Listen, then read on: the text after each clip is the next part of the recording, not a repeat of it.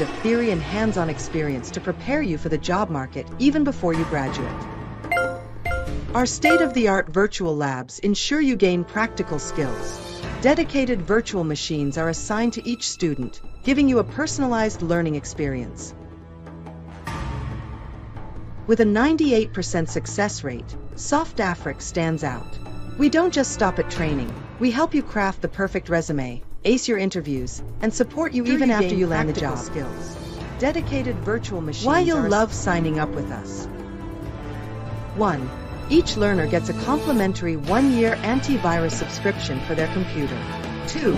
Dedicated virtual machines are assigned to each student. 3. Students can access recorded classes to review each session as needed. 4. Test banks are available to prepare students for the exam. Our lectures are scheduled from Thursday to Sunday at 6 p.m. Eastern Standard Time, with 2-hour sessions that fit into your schedule. Join the ranks of successful cybersecurity professionals today. Enroll now at SoftAfric by emailing us at elearning@softafrique.net or calling 4089615150. Your future in cybersecurity starts here.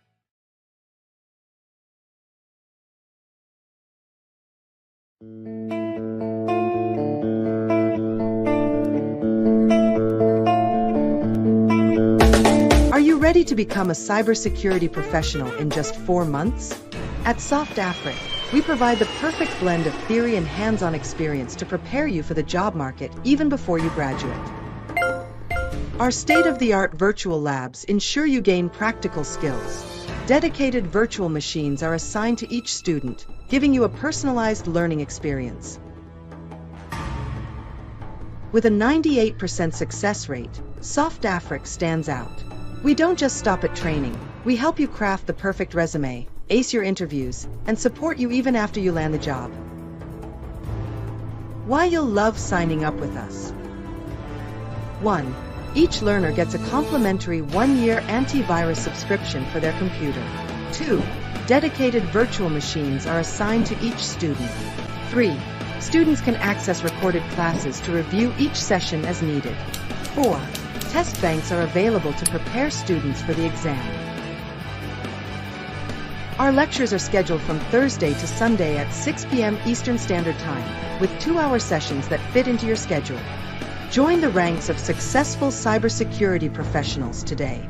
Enroll now at SoftAfric by emailing us at elearning@softafrique.net or calling 4089615150. Your future in cybersecurity starts here.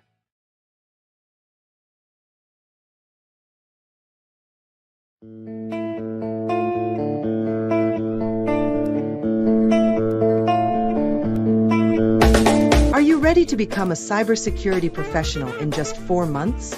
At SoftAfric, we provide the perfect blend of theory and hands-on experience to prepare you for the job market even before you graduate. Our state-of-the-art virtual labs ensure you gain practical skills.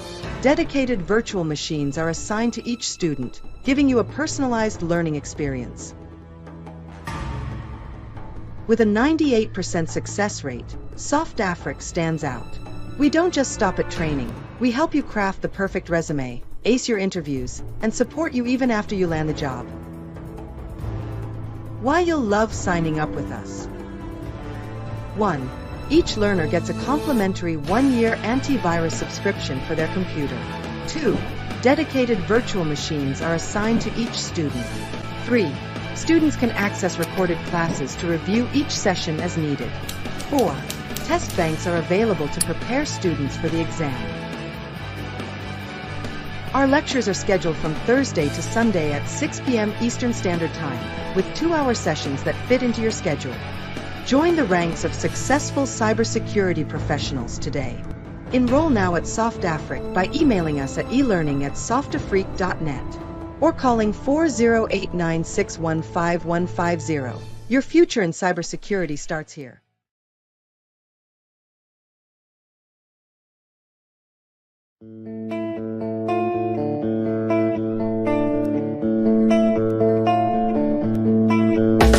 Are you ready to become a cybersecurity professional in just 4 months? At SoftAfric, We provide the perfect blend of theory and hands-on experience to prepare you for the job market.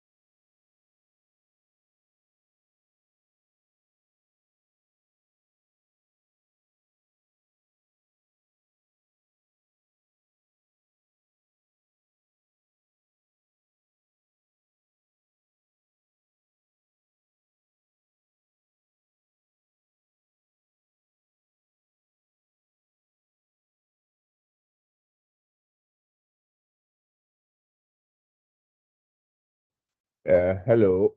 Yes. Hello, everyone. Welcome to another exciting episode of Threat Intelligence Seminar. And today is not an ordinary Wednesday. Today happens to be my birthday, of course. But then, what is a Wednesday without Threat Intelligence Seminar? Now, as always, we actually meet here to talk about things about cybersecurity. So that is what we are going to do. We are here to educate ourselves, learn new things, and use these new things to actually defend our systems and our private lives. That is the reason why we are here.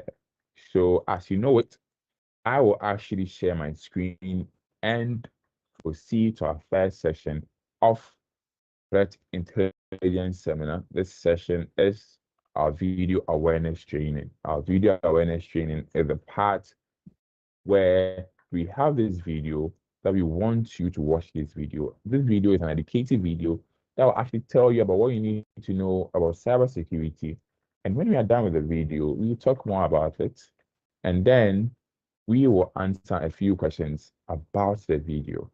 So I hope And I believe that you pay attention to this video, and once you are done with this video, you talk about the questions. And then from there, we move on to our next section where we are looking at a presentation section, our seminar itself, where we are looking at resilience in cybersecurity. So now let's actually do the first section, and then we can continue with the second section after.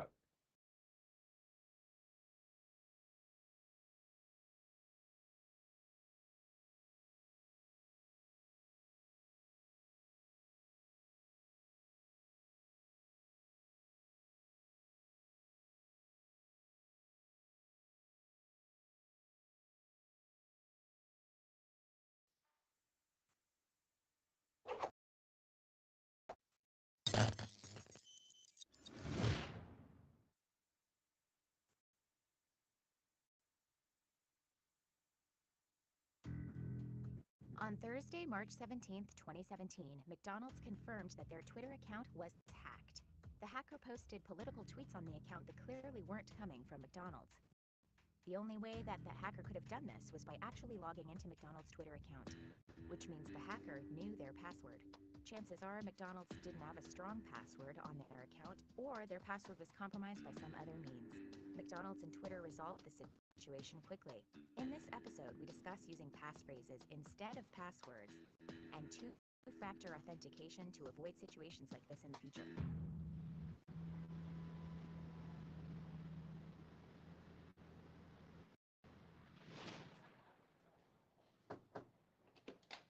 Your 3 o'clock is here. Yes, come in. Thank you for agreeing to meet with us and for giving our firm a second chance. We at Big Macs have always been a fan of your work, but I'm still not convinced there's a future for our partnership. I need to be 100% confident that the added security measures your firm has put into place will guarantee the Big Macs Twitter account will never be hacked again. Of course. And to help with that, I brought Megan, our Information Security Director, and the newest member of our team. With Megan's help, we determined the weakness exploited in the Big Mac's Twitter hack was due, quite simply, to weak and recycled passwords. Megan? I'm sure we can all relate to how tired we get having to remember passwords throughout the day. As a result, we make mistakes, either by using the same password across multiple sites or by using ones that are overly simple, like the dreaded password 1, for example. Problem is, hackers use software designed to decode people's passwords. So, when you use an overly simple one like password 1, you're essentially making their job easy, allowing them to crack your password in a matter of minutes. To address this, the firm's security policy now requires all its employees to use passphrases instead of passwords. The advantage of passphrases is they afford far greater protection by being long, yet at the same time, easy to remember. How's that possible, you might ask? By using phrases that are relevant to the account or website they're intended for. For example, for the Big Mac's Burger Twitter account, I might use something food-related. But not something simple like burger or French fry. Those are still considered passwords. They aren't long enough, and they contain no spaces, numbers, or special characters. Instead, I might use something like Big Mac's 4 burgers, but with a 1 instead of the I, the @ symbol for the A, etc. And the thing about passphrases, spaces are encouraged. At a 14-character minimum, a passphrase such as this would take a hacker 4 trillion years to crack. Can you believe that? That's trillion with a T.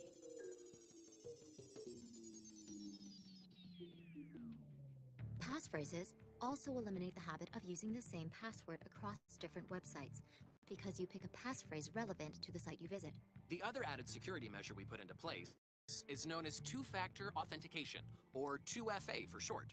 The advantage of 2FA is that it's a two-step process that requires the person signing in to have something of knowledge, like a passphrase, as well as something in their possession, like a phone.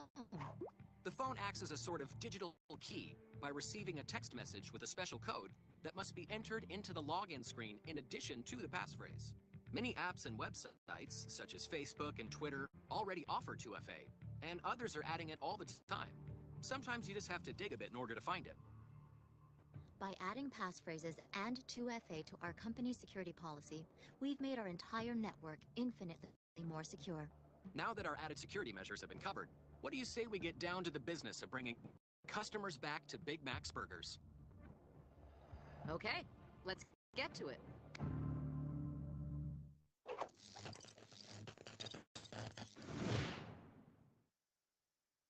All right, so I'll play the video one more time and then we proceed.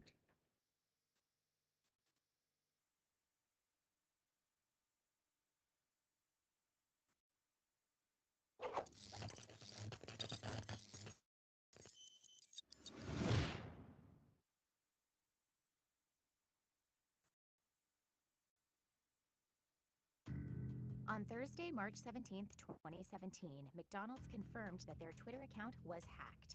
The hacker posted political tweets on the account that clearly weren't coming from McDonald's. The only way that the hacker could have done this was by actually logging into McDonald's Twitter account, which means the hacker knew their password. Chances are McDonald's didn't have a strong password on their account, or their password was compromised by some other means. McDonald's and Twitter resolve the situation quickly. In this episode, we discuss using passphrases instead of passwords and two-factor authentication to avoid situations like this in the future.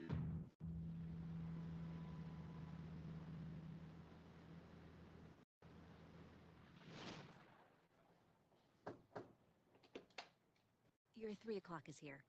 Yes, come in. Thank you for agreeing to meet with us and for giving our firm a second chance. We at Big Mac's have always been a fan of your work, but I'm still not convinced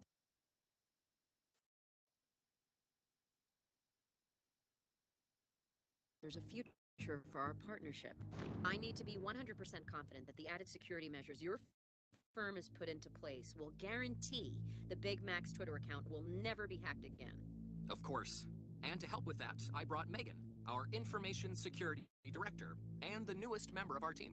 With Megan's help, we determined the weakness exploited in the Big Mac's Twitter hack was due, quite simply, to weak and recycled passwords. Megan? I'm sure we can all relate to how tired we get having to remember passwords throughout the day.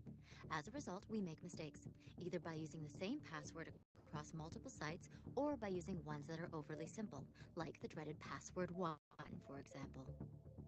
Problem is, hackers use software designed to decode people's passwords. So, when you use an overly simple one like password 1, you're essentially making their job easy, allowing them to crack your password in a matter of minutes. To address this, the firm's security policy now requires all its employees to use passphrases instead of passwords. The advantage of passphrases is they afford far greater protection by being long, yet at the same time, easy to remember. How's that possible, you might ask? By using phrases that are relevant to the account or website they're intended for. For example, for the Big Mac's Burger Twitter account, I might use something food-related. But not something simple like burger or French fry. Those are still considered passwords. They aren't long enough, and they contain no spaces, numbers, or special characters. Instead, I might use something like Big Mac's 4 burgers, but with a 1 instead of the I, the @ symbol for the A, etc. And the thing about passphrases, spaces are encouraged. At a 14-character minimum, a passphrase such as this would take a hacker 4 trillion years to crack. Can you believe that? That's trillion, with a T.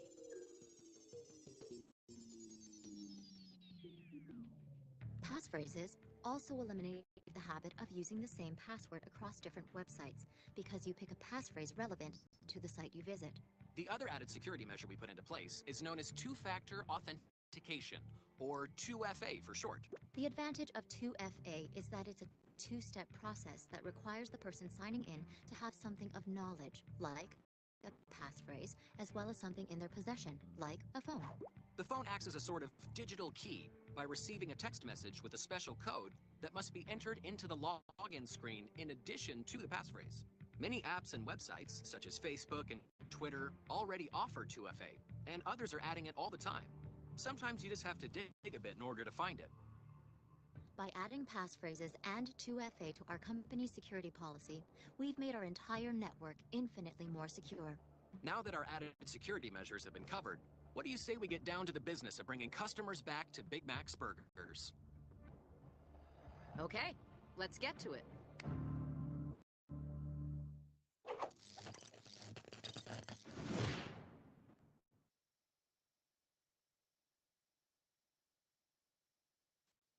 All right. So welcome back from the video. And basic explanation of what we just watched is passwords. Yes, it is difficult to remember passwords, but passwords too are the easiest way to an account. If your password actually is simple or easy, the password might be cracked by an attacker or your adversary to actually gain access to your account. So we recommend that instead of a normal password,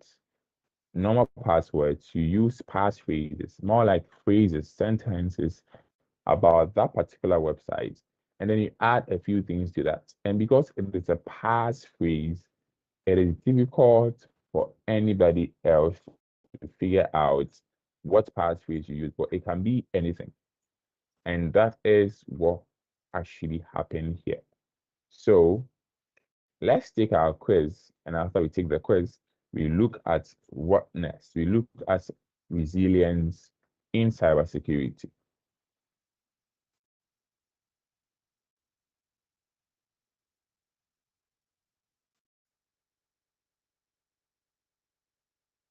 Now, we have 4 different questions, which are true or false statements, right? 4 different questions, true or false statements. So now I'll read the questions as usual, and then you would actually tell me what the answer is, or what you feel the answer is based on the video that we just watched. The first question goes, in an effort to make hackers' software not be able to crack your credentials, it is a good idea to choose passphrases instead of passwords, relating them to the site they are using to make it easier to remember.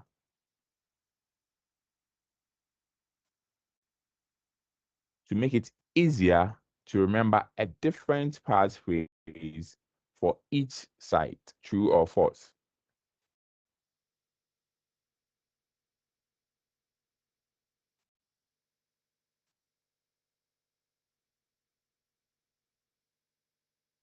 It is true. I believe it is true. All right. Now let's move to the next question.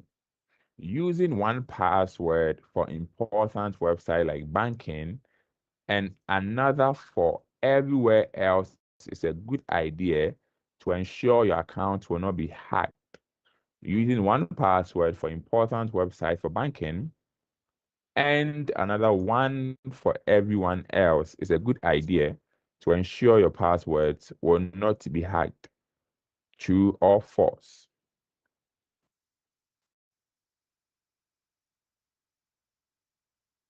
Right. It is a false statement. Now let's move on to question number 3.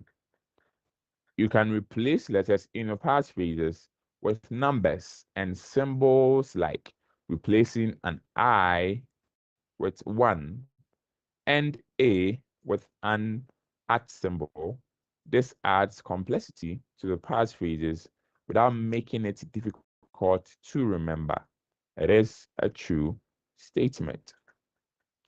For added security, you can enable 2-factor authentication on many sites that will require both a password and something in your possession, like a phone, to log in, making it that much tougher for someone to gain unauthorized access to your account. This is also a true statement.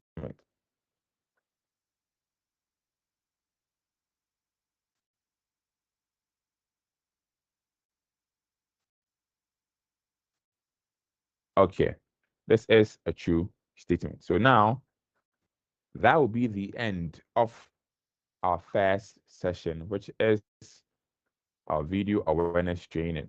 We are done with it. And I believe you guys learned a thing or two about passwords and you this. All right. Now we move on to our second session, which is our presentation session. Now, this session that we are coming to look at is about cybersecurity resilience. Cybersecurity resilience. And I believe that if you've not heard about this term before, please pay attention, follow along. If you have any questions midway or after, you can actually ask. If you have questions midway, you can click on the raise hand button to answer questions, right? Sorry, to ask questions, and I'll gladly answer them, right? So now let's look at cyber resilience. Cyber resilience. Now, when we say somebody is resilient, let's talk about that in our personal lives. When we say a person is resilient, or the person has resilience, what comes to mind? What actually comes to mind is this person is actually tough. This person is somebody who do not give up. Or this person is somebody that no matter what happens to this person will come back again.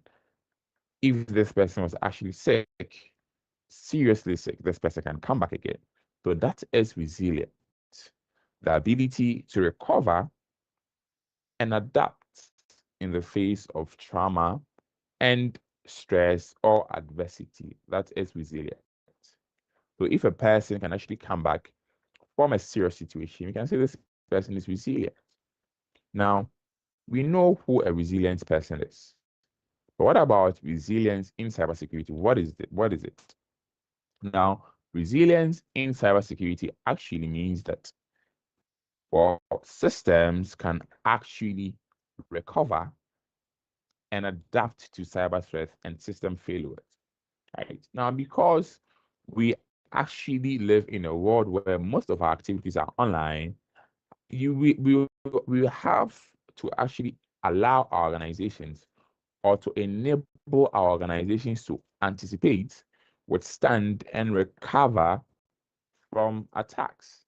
Imagine Netflix going down and you try to visit Netflix and Netflix is not coming. Well, Netflix actually might be an entertaining system. What about your banking system? That you try to do online banking, but here lies the case that you don't have access to your money and you don't know when you will have access to your money. And probably you might need that money to do something. And you have all the chance or you have all the right to demand your money at any particular time. But here lies the case that it is not your fault that you are not being able to withdraw the money.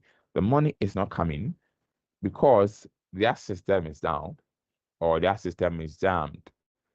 That's what they say.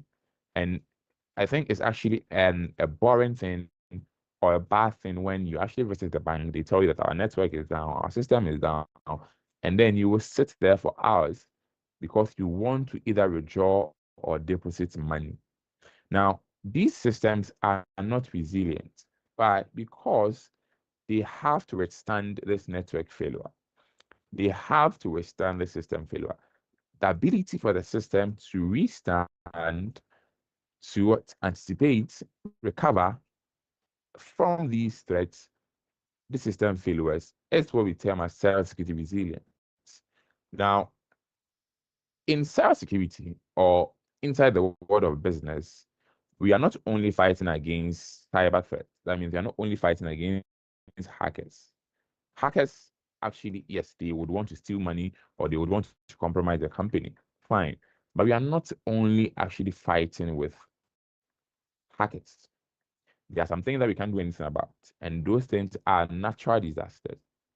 Storms, hurricane, earthquakes. Now, these things might actually cause system failures. These things might actually bring your system down. But how do you actually try and recover? How do you try and make sure that nobody even knows that you went off? Because if you are a site that people don't normally visit or people don't actually depend on you being online to function, then probably you don't have anything to worry about.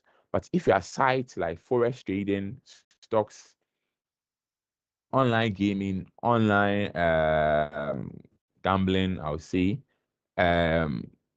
streaming softwares, and other things, you need to be online anytime because anybody would want to actually come and view what they want to view. And that is why we have to be resilient. Resilience is actually important because now these threats that we are facing are increasing in complexity. That means they are becoming more difficult, and it is also being frequent. We see a lot of cyber attacks a lot of time on the news. This company has been hacked. This business has suffered a blackout. This CEO has had his information leaked online. All these things are actually coming from cyber attacks. Or with the frequency of things, you can actually say that natural disasters are also becoming common because we are in a time where they will say global warming. So weathers are changing. You might suffer different things, different weather conditions. And these weather conditions are unprecedented. You don't actually need to plan for them because they come at any time. What is the best that you can do? You can't actually stop what God has actually put together, right? So we have to find an alternative to all these situations because it is part of our business. Now, because businesses rely heavily on digital systems and operations, we need to have our system being able to withstand and also recover and also have the ability to adapt to cyber threats. Right. Now, these attacks don't actually come in vain. These attacks can actually cause financial damage. You face a lot of sanctions. You have to pay a lot of money to actually protect or try and mitigate this risk. You might actually also lose data because people's information. So let's say you're a banking website. You have a lot of people's credit cards, different organizations. People use their MasterCard, their Visa cards, and they've connected that to the bank. Now, a single attack can actually lead to people's credit cards, social security numbers, people's ATMs, people different information leaked online, data loss. These data has actually been given to the attackers or to the enemy.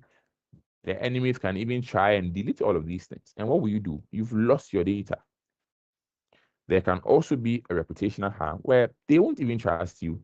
Who will actually trust a banking site or a banking company who hackers can actually come and enter their account and try to actually withdraw money? You wouldn't actually trust these people, right? So that will be reputational harm. And also, there are some regulatory bodies who actually require organizations to put or to have strong security measures in place. And we have a lot of these companies. In every country, there is a cybersecurity board or a cybersecurity organization, right, that actually oversees all these things.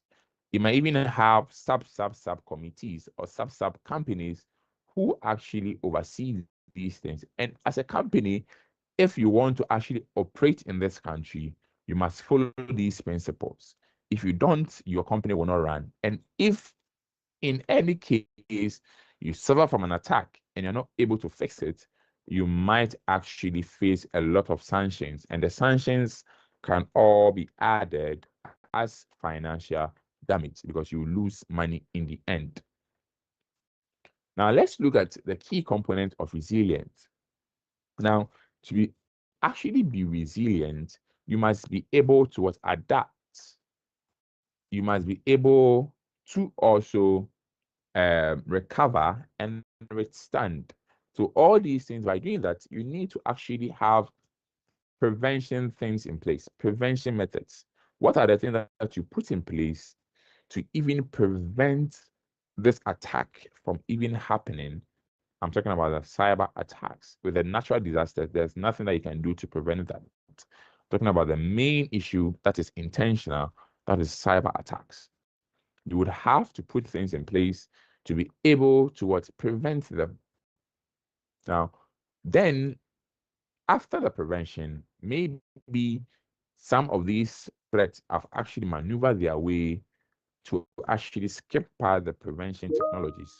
What are the tools that you have that will detect what is happening right now? What if an incident is happening? Somebody is on your system trying to hack your system. How will you actually detect this person? After detection, then you look at response. Now, all the two things that you put in place failed. These attacks actually are happening and have happened. What do you do to combat them? It is an issue versus you and them. You are the one who actually need your things protected. They are just trying. So you are the one who have a lot of things to lose. So what are you putting in place? What do you do? What immediate action do you do when these things actually happen? Or these things are actually happening? And then you look at what the recovery. How do you recover from these things? How do you make sure that your business continues? Your business do not go off, your system do not go off, but still you are actually making sure that your system is on, even if you've suffered from a cyber attack. And these cyber attacks too, if it happens, how do you restore some of the systems that have been affected after the incident? That is the recovery incident. That is a key component of cyber resilience. If you are able to actually put these things in place, then you'll be able to actually know how to deal with this and become resilient as a company. Right now, there is also another component of cyber resilience that is actually not mentioned at the major step, but it's also a very critical part. That is redundancy. When we say you are redundant, it means you have options. It means you have duplications. The ability to have or to be redundant is to have duplications. You have this computer that you have everything saved on it. Your works, your pictures, your files, everything that you worked on has been saved on this. Now, what happens when this particular computer goes off, shuts down, locks, or suffers from a cyber attack? It means you've lost all your data, your files, your pictures. But to be redundant, it means you have a similar copy of your computer. Everything is either you copy them or you save everything piece by piece on different places. That is the ability to be redundant, and redundant also is a key component of resilience, and you miss them here. Now, what are we actually being resilient about? And these are the cyber threat landscape. The malware are the malicious softwares, that the viruses and the softwares like ransomware and spyware that have actually been designed to worry your company. Those are called malware. And we talk about phishing. Phishing are actually fraudulent emails. You receive emails, messages from people who are telling you to click on this link, or who are telling you that you've actually won a lottery. Click on this link to redeem it. Or probably they are telling you that your account has been logged. So please, if you don't want to lose your things, please try and click on these links. All these things are also called phishing attacks. And then we have another type of attack also called denial of service or distributed denial of service attacks. And these attacks actually overload the system. They make sure that they put so much traffic on your website, on your system, so that this system actually crashes and is unavailable for people who need it. That is a DDoS and DDoS attack. Sorry. And then we have the final one, or the last but one, which is supply chain attacks. Supply chain is they look at which people you work with. They look at your competitors. They look at your suppliers and they realize that, okay, you work with this supplier or you work with this third-party organization. Then they will try and patch through this person. They use this third party as a pivot to compromise your organization. And then the most dangerous group of them all is the insider threats. The insider threats are people who are inside the organization. They might be workers, they might be employees, they might be part-time workers, service personnel, they might be internship personnel, they might be even your security personnel, but they work for you. They are inside your company. But probably you're not paying them much, and the attacker is giving them more money, or they were actually just, angry that they didn't get promotion or something like that. And then they are actually doing something against you, trying to harm the company from the inside, more like the Trojan horse story between the Greeks and the people of Troy. They had to destroy the city from within. And I think that is what happened. They destroy your company from within. And these people are the things that we are actually fighting against. And these are things that you should know. Then we look at how to build a resilient system, how to actually do that. And then we look at the risk management. You actually have to look at, as a company, what are some of the risks that you might face? What are some of the attacks that you might actually face on your company, cyber attacks that you might actually face? So you look at them, you actually analyze them, and you draw a table that, okay, these things might happen to us because we do this. We have a website, and our website may be tried to hack. We have an application. You see, you actually look at that, and then you put all these things in place, and then you look at which ones are actually worth preventing, or which ones are actually more dangerous than the other, and then you try and prevent that. You try and reduce it or mitigate them. You reduce the ones that are actually dangerous, that can worry your company, and then you leave the few ones that actually will not actually bother you much. That is risk management in a nutshell, right? Then we look at business continuity and disaster recovery.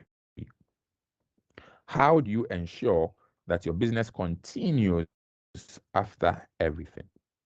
How do you actually ensure that even when you've suffered from an attack, your company will still be able to run its operations?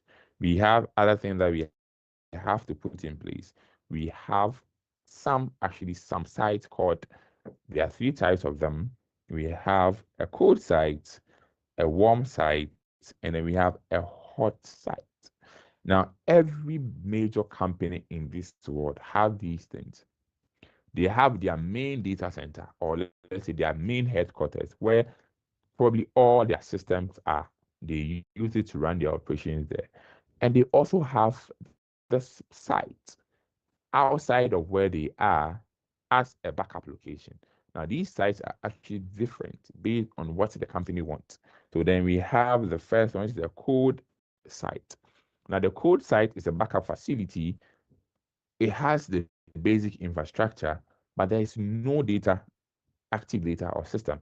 It is just there and actually has all the infrastructure, but it is not actually operationable. They will have to put it on in case they suffer from an attack. It requires time to set it up.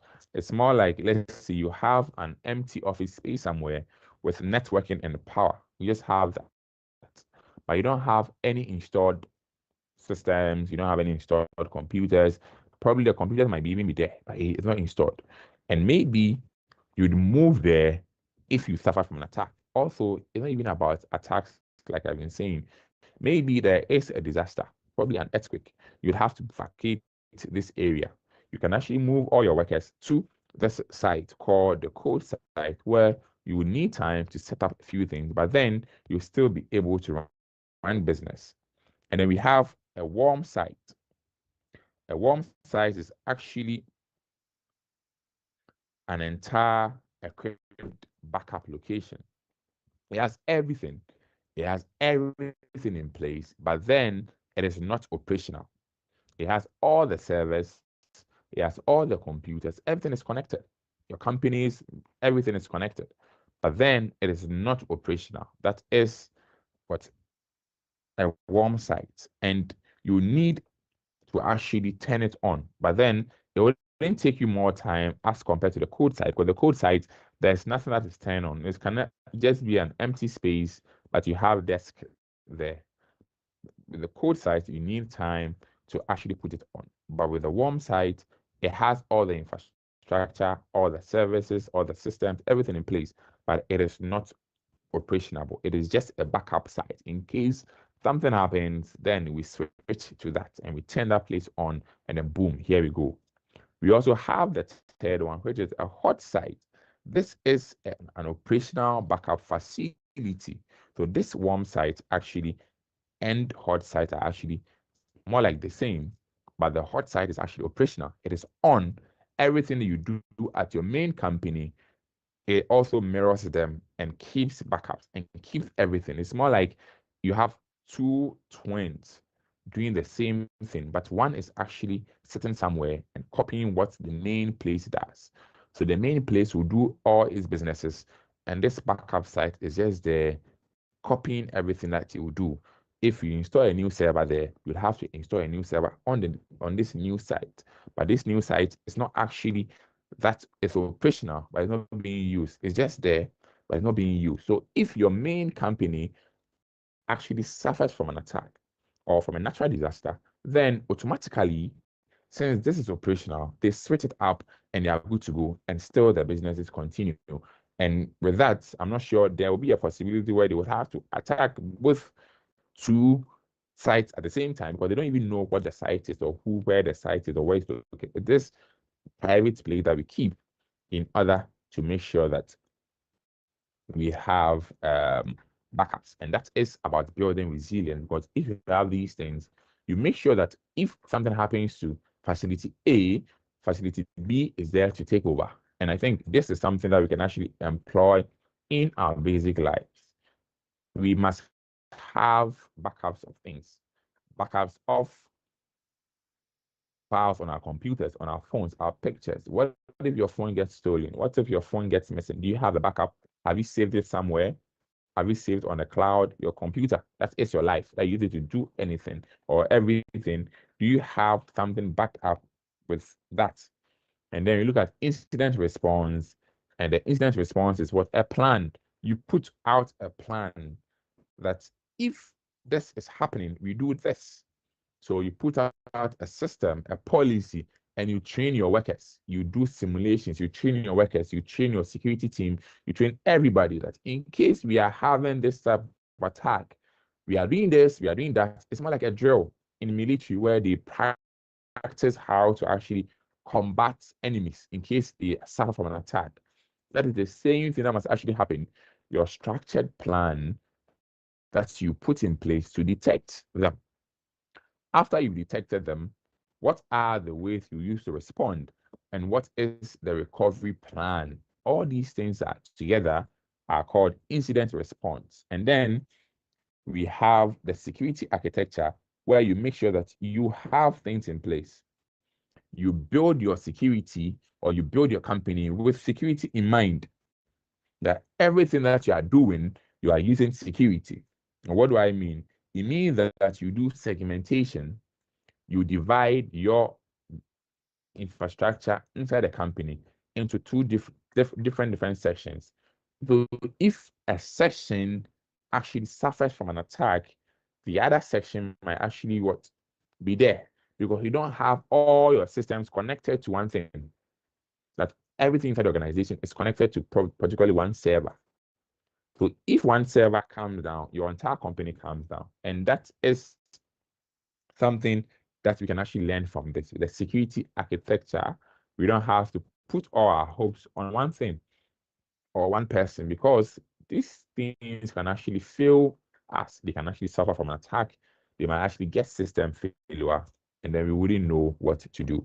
So these things are all parts and more of building resilience in cybersecurity. And these actually come to the strategies. Strategies just like the other ones. You'll have strong authentication, just like the passwords that we did.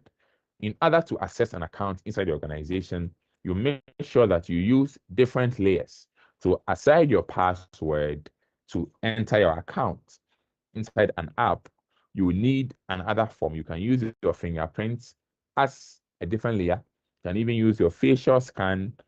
You can even use a code that they will send to your SMS or an OTP that you will have with an application, an external application. All these things can actually be part of strong authentication. And then we have data backup and recovery, where you have backups there, like we just did. Well, we just said you have backup of system. So even if you have a hard drive that actually copies everything, you make sure you have two of the hard drives. Whatever you copy with that, you copy that with a second hard drive that will be sitting somewhere and waiting for its time when you suffer from an attack. You must also add multi-layer security. You utilize endpoints. Endpoints are protections on individual assets. So endpoints are actually protection on your mobile phones. So inside the organization, the laptops and mobile phones that are being used by workers, what are the things that you put in place to prevent these things from being attacked? Because they can pass through these things and get your company as a whole. Antivirus softwares and firewalls to prevent these things. You block certain things on the firewalls, you allow certain things on your firewall. And I believe that every computer in its normal form have basic firewall that you can actually implement. And then we have continuous monitoring and threat intelligence. That is using a SIM tool. A SIM tool is a critical component in cybersecurity. And I believe that if you actually join us here in our cybersecurity classes, you get to know what SIM tools are. But in brief, SIM tools are actually softwares that monitors and make use of logs. Now, what are logs? Logs are more like junkies that are created by your computer. Your computer creates logs. Right? Everything that happens on your computer, it's more like it creates a receipt and save it somewhere on your system, but you don't actually care about them. But it is there. You have logs. If you install an application, the logs will be recorded and you put there. If you deleted something, the logs will be deleted. The logs will be added and it will be saved on your computer. So it's more like a record of everything that is happening inside your company or on that particular computer that you are using at that time. Right. And we can actually use these things to monitor systems, to look at what they are doing. We are monitoring their events, what is happening on this computer. This computer has deleted something. It is supposed to delete that. This computer is actually installing something. Have we actually given this computer command to install something? That is part of that. And then we look at all these things and more to actually create or build cyber resilience. And then we look at the role of people, human beings in cyber resilience. What do we need to do? Your workers, your employees, just like you met here, why have we met here? To create awareness.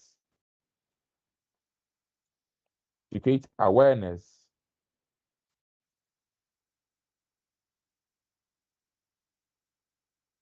To create awareness about our employees. We create awareness because we want our employees to learn, we want our employees to learn and be conscious of the things that we do. And we tell them every day that don't do this. When these things happen, don't do that. When you suffer from this or when somebody sends you a message, don't reply. All these basic things that we teach our employees on can actually go a long way into protecting our systems. And then we have passwords. You actually have a strong password policy that every worker inside the organization must use a strong password, else the system will reject you.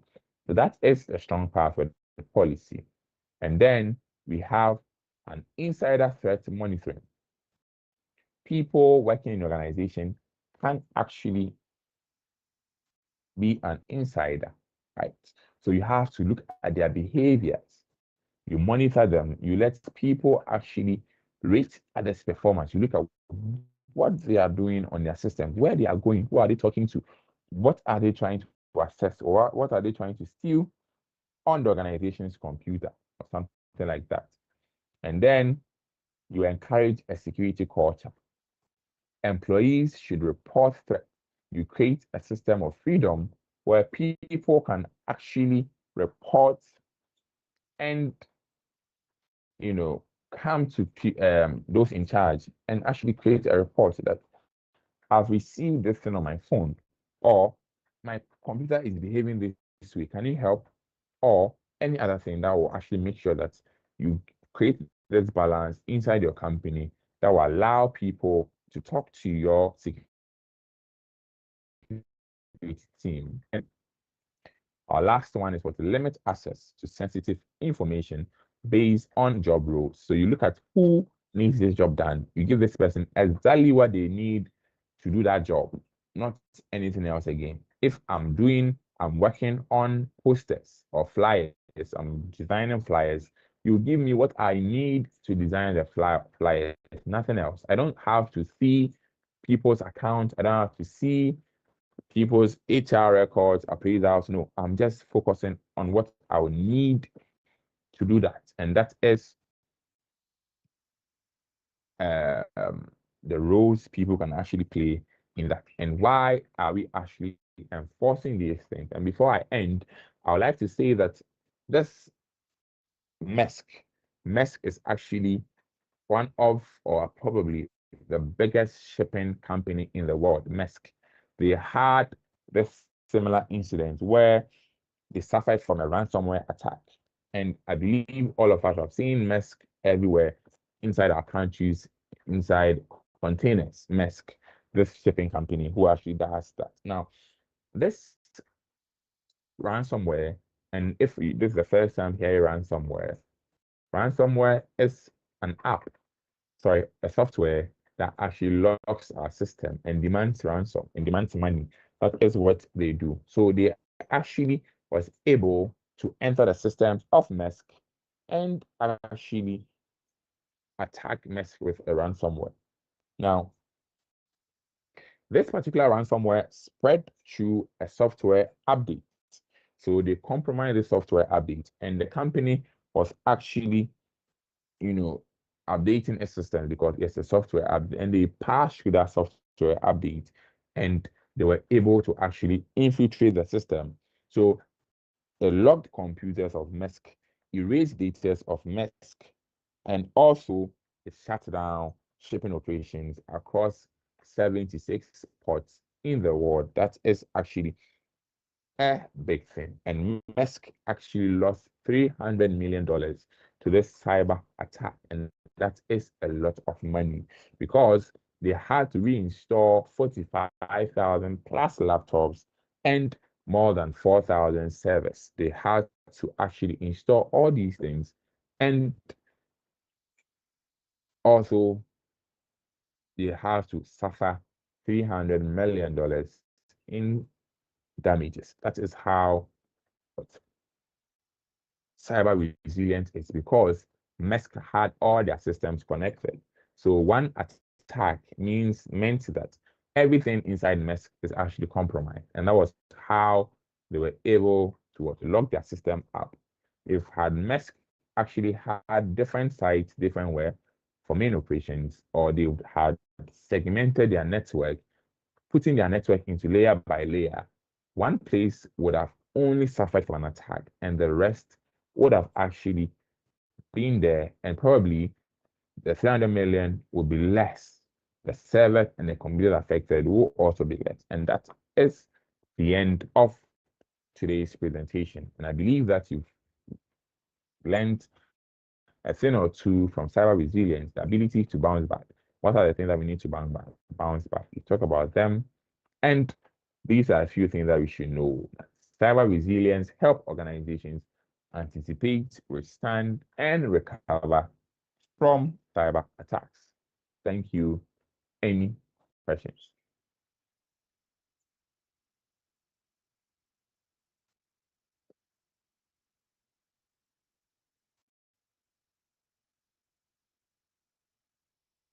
Any questions? Right. If there are Not no for me. questions, all right, okay. So if there are no questions, then probably we will end this season here.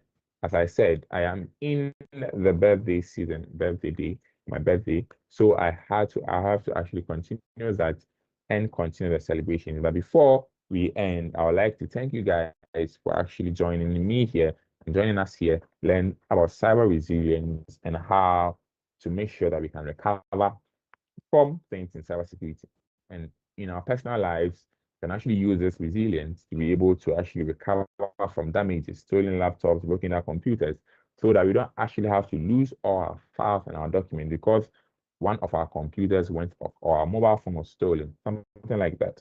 And that is one thing that we learned here. And next week, God willing, we will meet here again and continue this threat intelligence seminar.